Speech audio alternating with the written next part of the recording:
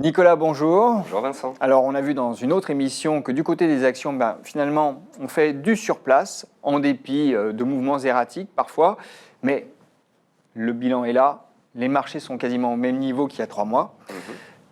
En revanche, du côté d'autres classes d'actifs, on a eu des mouvements de fonds, et notamment du côté des métaux. Effectivement, nous avons eu cet été une prise de conscience des marchés, des opérateurs, selon laquelle nous allons vers un ralentissement prononcé, voire une récession, que ce soit en Europe et par la suite aux États-Unis. Et donc cette frayeur, cette peur des marchés, donc justement qu'on ait un ralentissement économique global, eh bien, a engendré des mouvements de flux très forts, notamment sur le marché obligataire. Nous avons aujourd'hui près de 17 000 milliards d'obligations sur lesquelles les rendements sont négatifs.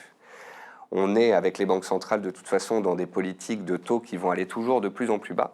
17 000 milliards, c'est un record historique. C'est un record historique, effectivement. C'est 30% du marché obligataire qui a un rendement négatif. Et donc, de fait, par effet de ricochet, en quelque sorte, eh bien, cela a engendré de la diversification de certains opérateurs vers les métaux précieux, l'or en premier, puis l'argent, et dans une moindre mesure, le platine et le palladium. Parce qu'il faut qu'on comprenne bien, en fait, l'interaction entre les taux et le marché des métaux. C'est que quand les taux sont faibles, eh bien, des actifs qui n'offrent pas de rendement tels que l'or retrouvent encore plus d'intérêt, finalement, Oui, aux yeux des investisseurs. Là, à court terme, des investisseurs doivent payer sur le marché obligataire, sur des obligations d'État notamment, doivent payer pour garder leur argent. Donc ça leur coûte en permanence. Donc en fait, en allant sur l'or et l'argent qui ont des rendements nuls, eh bien, leurs avoirs ne se font pas rogner. Et si en plus de ça, vous avez l'or et l'argent qui reprennent un petit peu de hauteur, vous gagnez sur les deux tableaux. Et donc on a eu comme ça un mouvement très puissant qui s'est opéré sur les métaux précieux. Alors c'est un mouvement puissant sur les 3-4 derniers mois, mais qu'on doit peut-être aussi replacer dans son contexte. Si vous regardez un graphique de l'or sur 20 ans, c'est un des rares qui soit particulièrement haussier. Vous dites qu'on est en tendance haussière sur l'or depuis 20 ans. Lorsqu'on prend l'or sur 20 ans, effectivement, les plus bas sont de plus en plus hauts. Alors, mais on était dans une période de consolidation, là, depuis plusieurs années. En fait, parce qu'on a été trop vite entre 2010 et 2012, on a par la suite consolidé très fortement. Mais on est revenu, en fait, sur des niveaux de tendance à partir desquels on a redémarré. Ce dont vous parlez, c'est cette congestion que nous avons eue sur les métaux précieux, et notamment sur l'or, qui a duré près de 7 ans. L'or, en fait, depuis 7 ans, végète entre 1100 et 1365-70 $.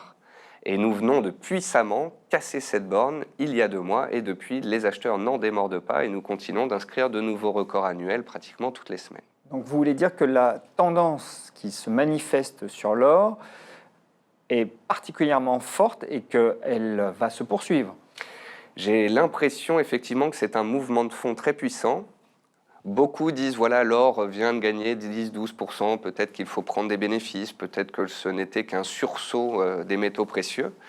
Et c'est pour ça que je vous dis qu'il faut prendre du recul sur 20 ans. Moi, j'ai plutôt l'impression que c'est le réveil d'un rouleau compresseur haussier depuis 20 ans. Les mouvements, quand on regarde en termes d'analyse technique, sont extrêmement puissants, les consolidations très faibles, et on a vraiment là un engouement très fort qui devrait continuer, je pense, dans les trimestres et les années à venir, parce qu'on va plutôt vers de la récession que de l'expansion économique, et on va plutôt vers des taux négatifs que l'inverse. Donc les métaux précieux, dans une optique de diversification, de performance, eh bien, sont à ne pas à ne pas négliger dans un portefeuille, je pense. Alors on a beaucoup parlé de l'or, et j'ai dit qu'on parlerait des métaux. Pour une bonne raison, c'est que vous avez une préférence pour l'argent aujourd'hui. Effectivement, quand on regarde ce qui s'est par exemple passé entre 2010 et 2012, donc quand l'or a vraiment connu une ascension fulgurante, c'est une période où on a gagné autour de 40% sur l'or, eh bien les cours de l'argent, eux, ont triplé, ont gagné 200%. C'est un marché qui est un petit peu plus petit, bien sûr, que le marché de l'or, donc c'est un marché qui peut décaler beaucoup plus violemment. On l'a d'ailleurs vu ces dernières semaines, hein, ça s'est matérialisé sur les marchés, puisque l'or commençait à faire un peu du surplace autour des 1500 $, alors que l'argent a continué de grimper, 16, 17, 18 $, et je crois qu'on n'est pas loin des 18,50 $ l'once d'argent actuellement. Et on peut voir d'ailleurs qu'il se passe quelque chose sur le ratio silver-gold, donc quand on compare les cours de l'argent au cours de l'or, on est sur un niveau historique de prix.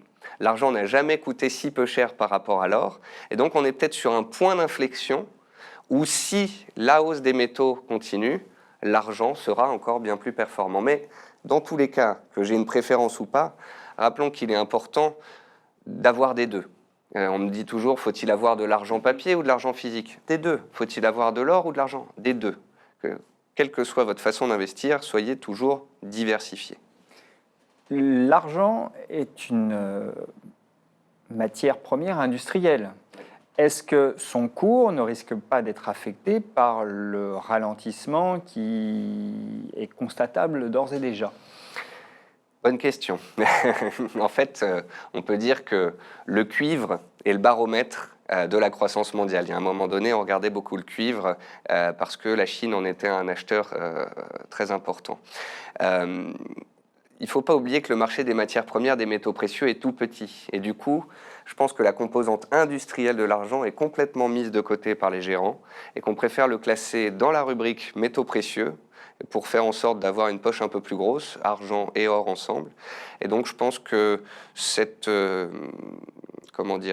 caractéristique de l'argent est complètement balayée et on le met spéculativement à court terme dans les métaux précieux.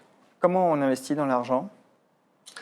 Vous avez toutes sortes de produits fonction de votre profil. Alors, il y a certains qui achètent des pièces, il y en a d'autres qui utilisent leur courtier, leur banque pour pouvoir intervenir. Vous pouvez le faire via des certificats, vous pouvez le faire via des ETF ou encore par des minières, des actions minières en Australie, au Canada, etc. Donc, fonction du profil de l'investisseur, de son temps d'investissement, de s'il a un courtier ou pas, eh bien, il faut regarder ce panel et puis un petit peu aller piocher à gauche à droite. Nicolas, merci. Merci beaucoup.